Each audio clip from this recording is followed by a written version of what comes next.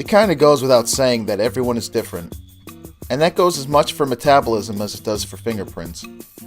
Now first off, let me state clearly that I'm not a doctor or a dietitian, but I have enough common sense to know when I'm being scammed and how to figure out what works best with my body. We've all heard of diets: Atkins, the Zone Diet, South Beach, Paleo. The list goes on as far back as advertising does.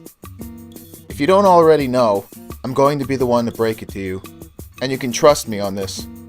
Diets are dumb. Yeah, you heard me right. This is exactly what cavemen ate, bruh. The word diet has become horribly perverted from its original definition.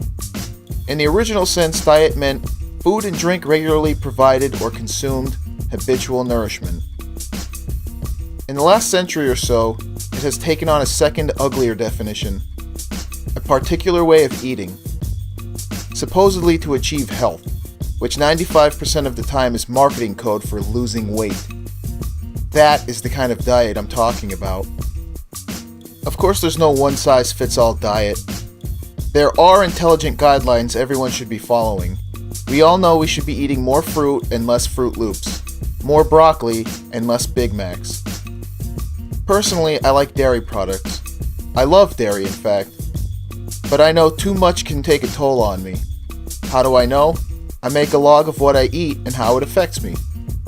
This seems to me like common sense, but it doesn't seem as common as it ought to, so I'm going to say it makes good sense. How do I know when a food is robbing my performance? I track what goes into my body and chronicle how I feel periodically throughout the day. For example, I might wake up on a Monday at 6 a.m. and have a bowl of oatmeal sweetened with agave nectar and a hard-boiled egg. An hour later, I make a journal entry. Then maybe 2 hours after that, and so on, until my next meal.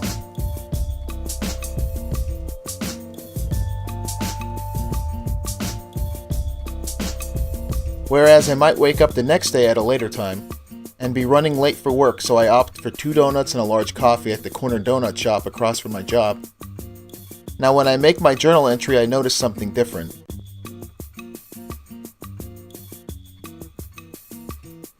And do likewise again at 10 a.m. It's important to also adjust for personal problems like illness or family affairs. Maybe school plus work has you stressed. But recording what optimizes your body is a critical baseline to establish.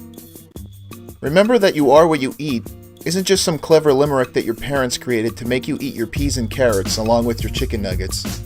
It's literally true. Now all that just said, do I look like Mr. Olympia? No.